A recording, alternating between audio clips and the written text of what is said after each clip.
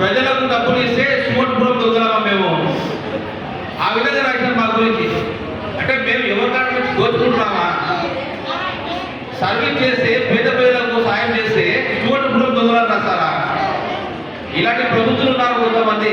అంటే మేము చేసినటువంటి మంచి కార్యక్రమాన్ని పక్కదో పట్టించాలా, ప్రజలకు మంచి చదవకూడదు, వాళ్ళకి ఇలాంటి ఆర్థిక సాయం అందించకూడదని తప్పుడు సంకేతాలు ప్రజలు పోయే విధంగా మమ్మల్ని తప్పుడుగా ప్రజాస్వామ్యంలో మమ్మల్ని సుమోటుపురం దొంగలు చిత్రీకరించినారు. ఇది ఎంతవరకు మంచిది అంటారు?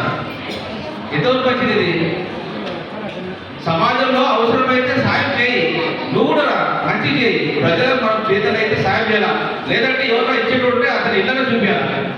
ఆ విధంగా మన నంద్యాల సైడ్ గౌరవరాజన్న గారు ఎన్నో సేవా కార్యక్రమాలు చేశారు. కౌలు రైతులకైతే మొన్న మొదటి తుఫాను వల్ల నష్టపోయినటువంటి కౌలు రైతులకు ఒక్కొక్కరికి 3,000 రూపాయల దాకా దాదాపు 4,30,000 అందించారు. వాళ్ళ జోరుడి పేద ప్రజలకు నష్టపోయారంటే ఇచ్చినారు.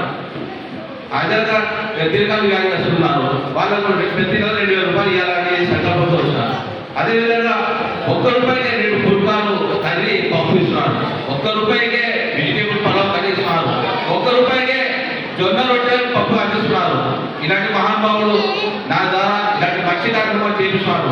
అంటే వ్యాపారీత్యా రాజకీయంగా అందరూ లేరు, అయినా కూడా కార్యక్రమాలు చేసుకుంటూ పేద ప్రజలకు ఎవరు కూడా ఇబ్బంది పడకూడదు, వాళ్ళు సాయం చేయాలని మంచి ఉద్దేశంతో ఇలాంటి సేవా కార్యక్రమాలు చేస్తూ ఉంటాయి. కొంతమంది ప్రభుత్వం చేసినటువంటి కార్యక్రమాల వల్ల మనం చేసి ఈ సంక్షేమ కార్యక్రమాలు పెండింగ్ పడతా ఉన్నాయి.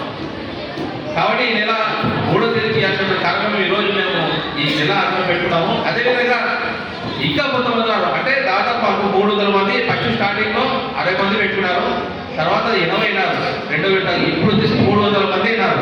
కాబట్టి మేము దాంట్లో సగం మందికి ఈరోజు ఇస్తున్నాము.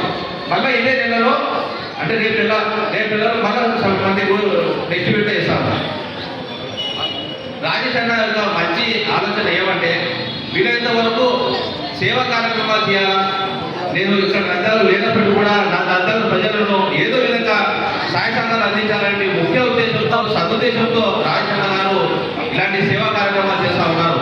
అదేవిధంగా రైతులకు ముఖ్య కౌలు రైతులకు కూడా రేపు నెలలో మేము యూరియా దొరక రైతులు ఇబ్బంది పడుతూ ఉంటే ఈ అంశాన్ని గుర్తించినటువంటి రాజేష్ అన్న గారు ఒక్కో కౌలు రైతుకు 1 బస్తా యూరియా, 1 బస్తా అమోనియా, 1 బస్తా DAP అందించాలా, ఉచితంగా ఇవ్వాలి ఒక్కో రైతు గారిని కూడా ముందుకు వచ్చినారు.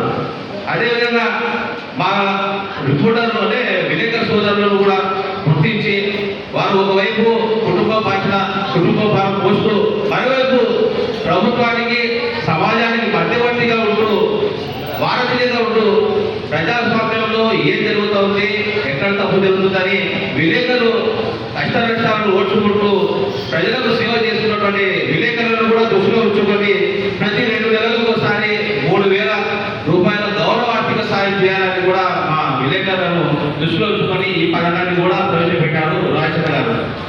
ఇదే కాదు, భవిష్యత్తులో రాజేష్ గారు ఇంకా ఎన్నో సేవా కార్యక్రమాలు చేయబోతున్నారు. ముఖ్యంగా పేద బడుగు వర్గాలైనటువంటి ప్రజలకు ప్రతి ఒక్కరు కూడా ఇవే కాకుండా ఇంకా ఎన్నో సేవా కార్యక్రమాలు కూడా చేయబోతున్నారు.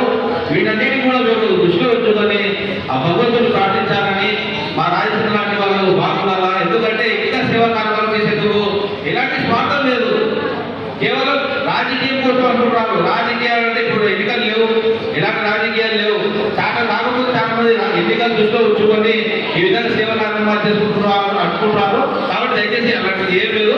రాజేష్ అన్న గారు కేవలం సేవా కార్యక్రమాలు ప్రజలకు ఏదైనా నా వల్ల నా నుంచి ఏదైనా సేవ చేయాలంటే ముఖ్య ఉద్దేశంతోనే ఇలాంటి సేవా కార్యక్రమం చేస్తున్నారు.